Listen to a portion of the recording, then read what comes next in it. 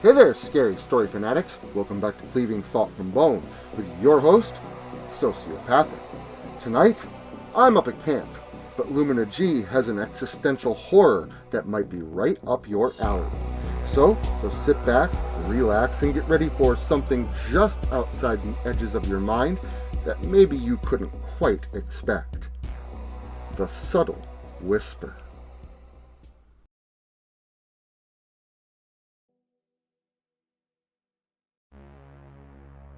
The signal had arrived without fanfare. No meteor shower, no catastrophic gamma ray burst. Just a whisper in the cosmic background noise.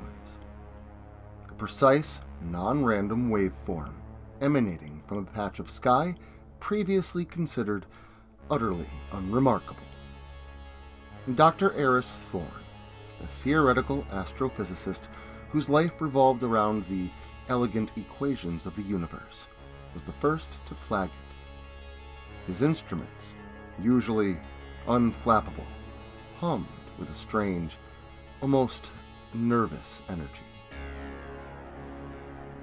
Eris called Dr. Lena Petrova, a xenolinguist whose work involved complex pattern recognition in phenomena that defied conventional explanation. Lena, habitually skeptical yet endlessly curious, initially dismissed it as an equipment malfunction or an interstellar fluke. But as Eris meticulously cross-referenced data from other observatories, a chilling consistency emerged.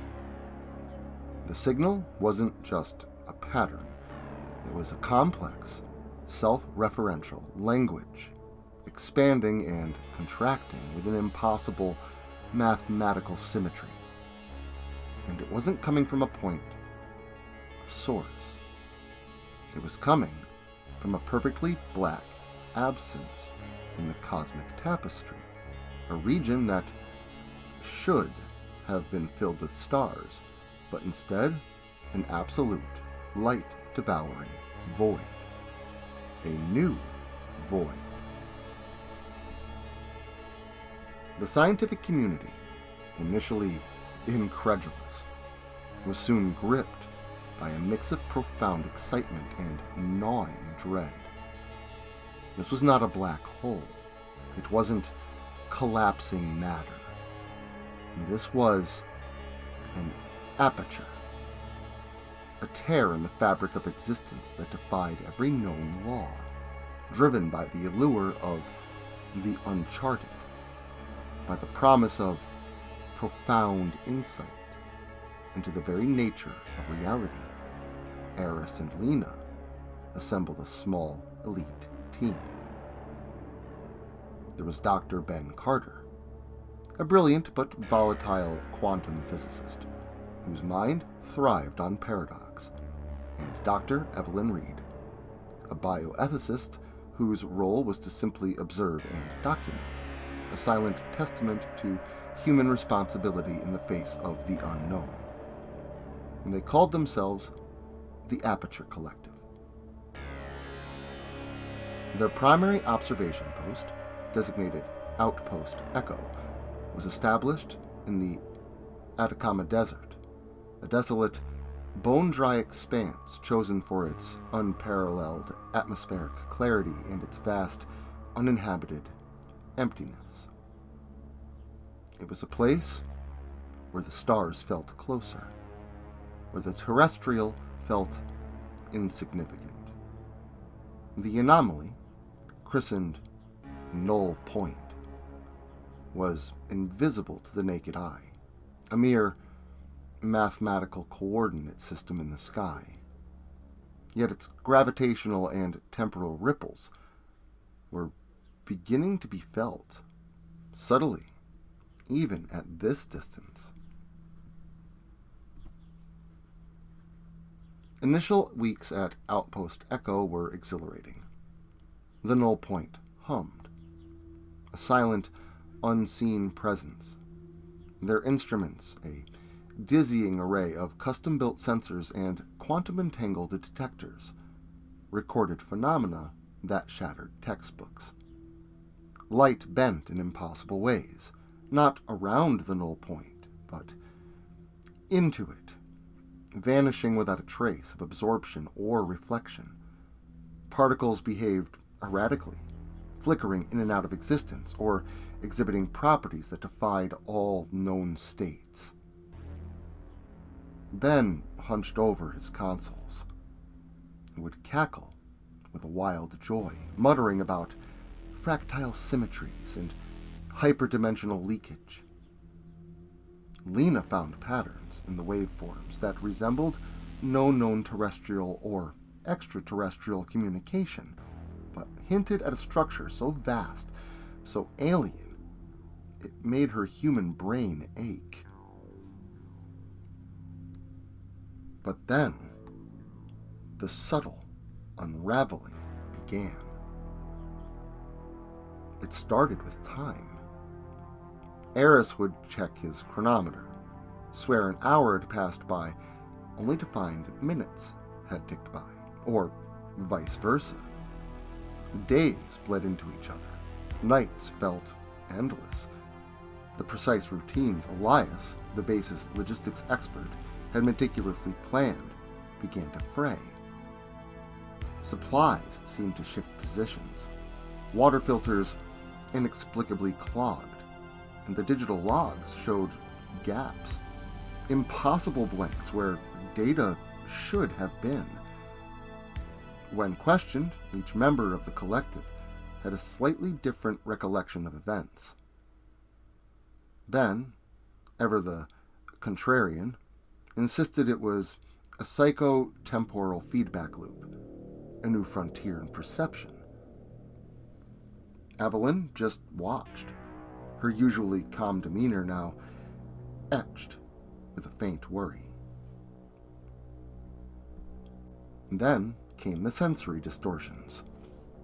The stark desert landscape, usually a study in muted brown colors and ochres, sometimes flickered with impossible hues.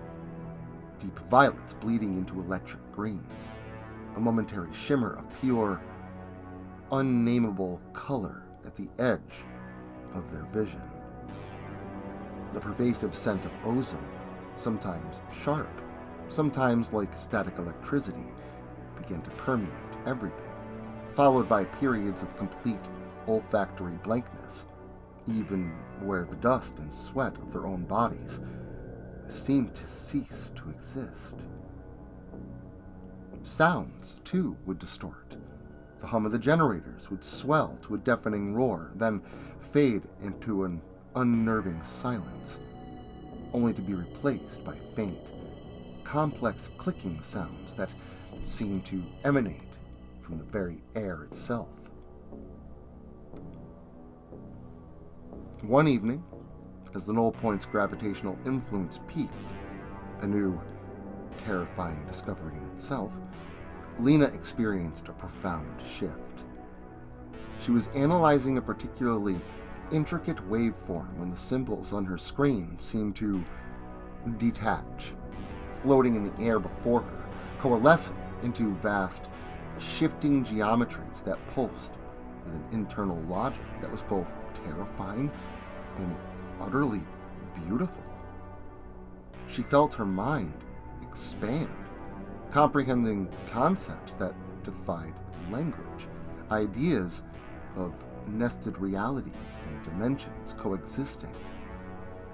It was a moment of pure, terrifying, profound insight. But as the vision faded, a deep, primal fear replaced the awe.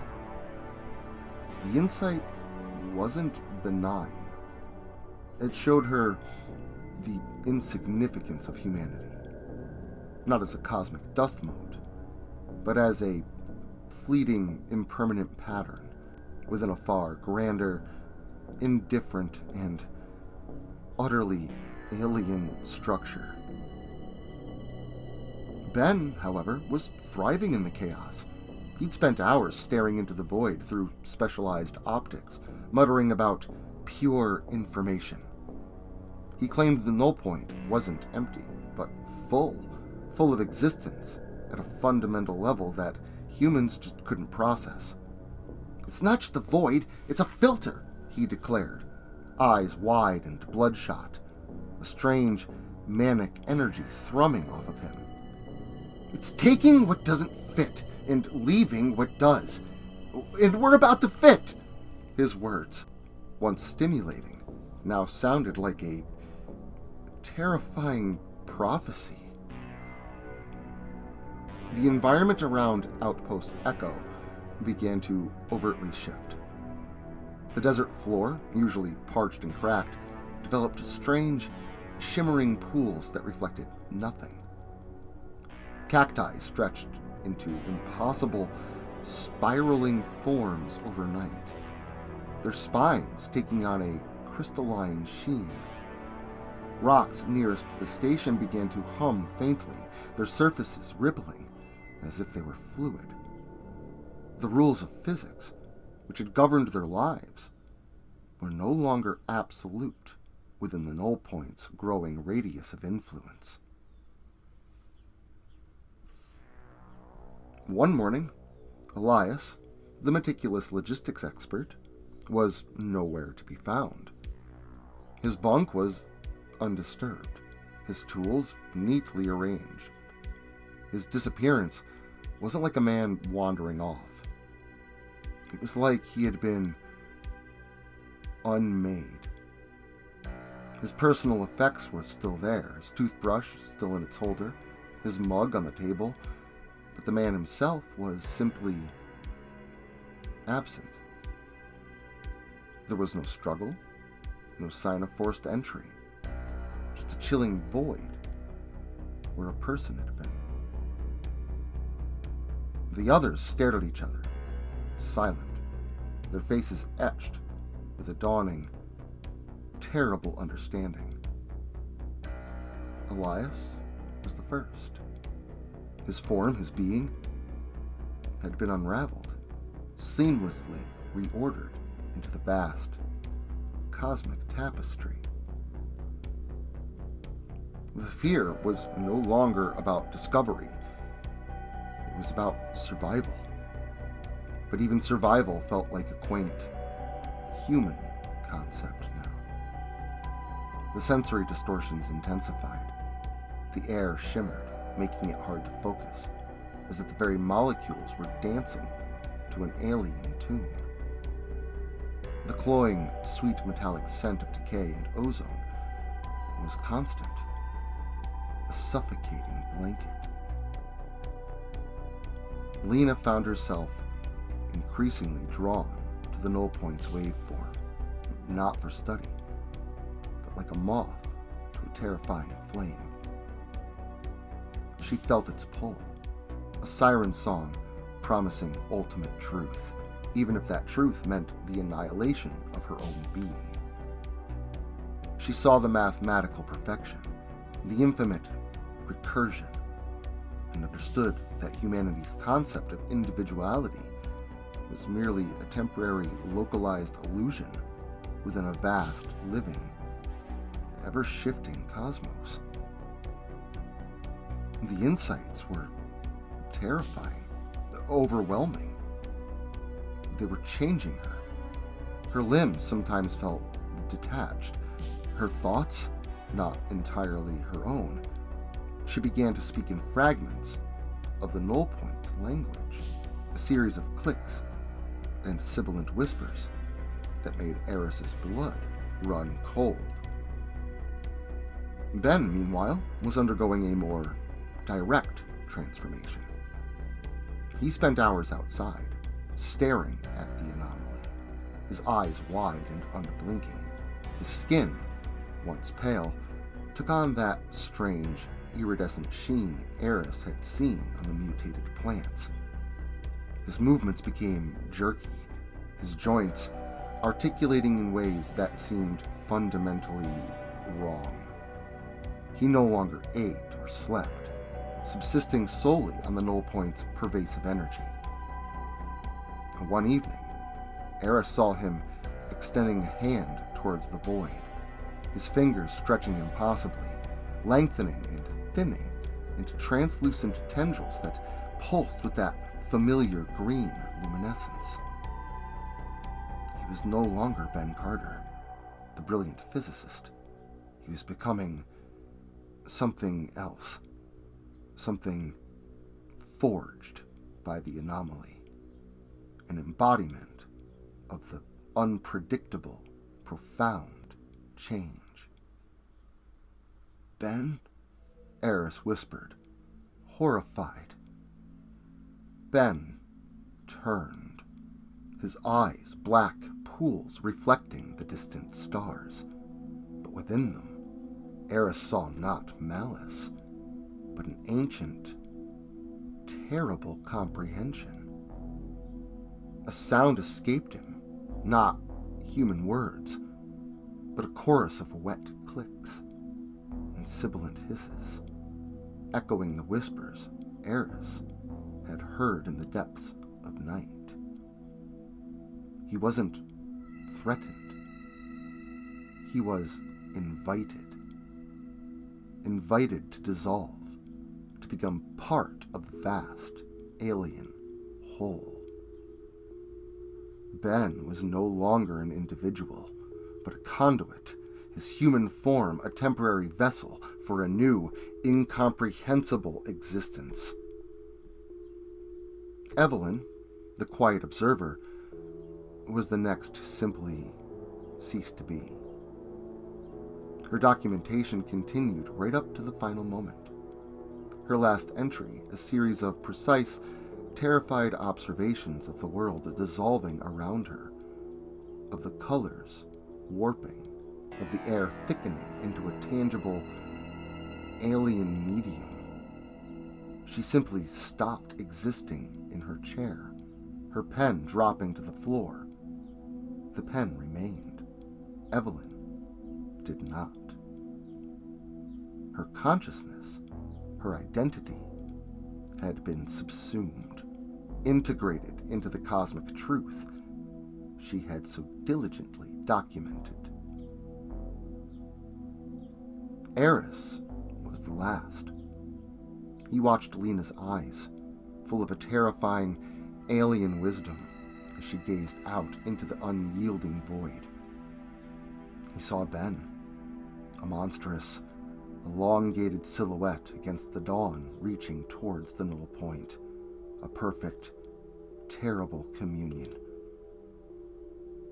He understood then that the insight was the realization of human frailty.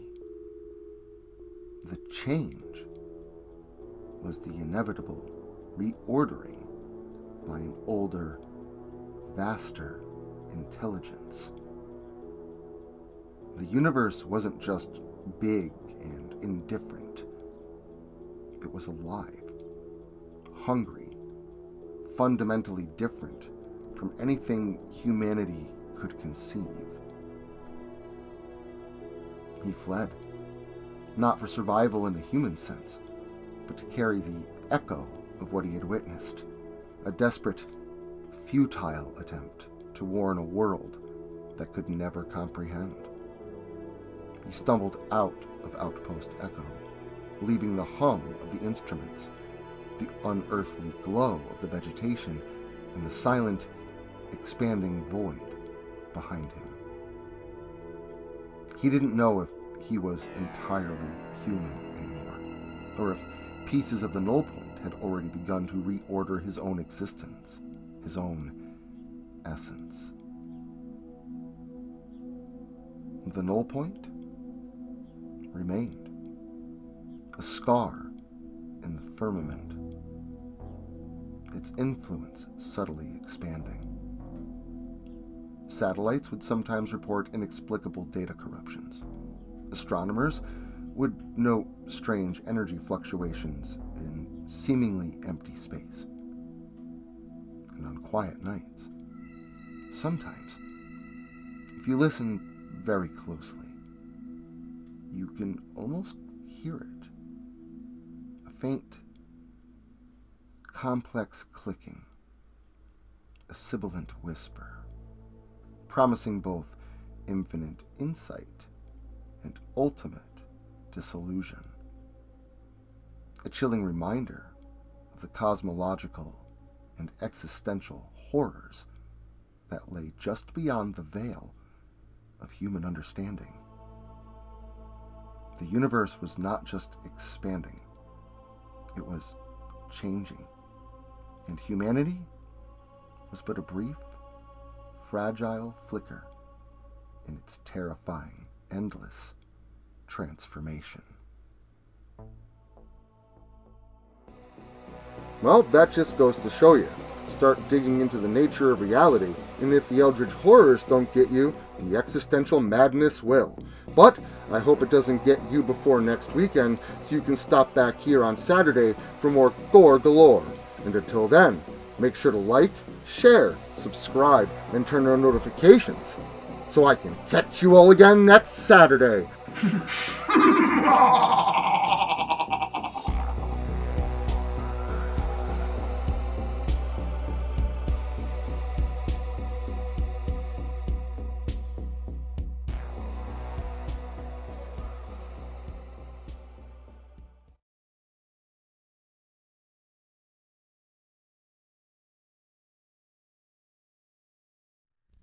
Social media can be very unpredictable, especially regarding horror content. If this content gets removed, all new content will be simultaneously presented on various websites provided in the description to this video. Make sure to follow me in other digital spaces so that you never miss out on the terror. Also, if you like this video, make sure to leave a comment and hit the like button. It helps the channel a lot. If you're new to the channel and you enjoy what's here, consider hitting that subscribe button and the notification bell so that you never miss an upload. Writing is a dream of mine, and it's all of you that make that dream come true.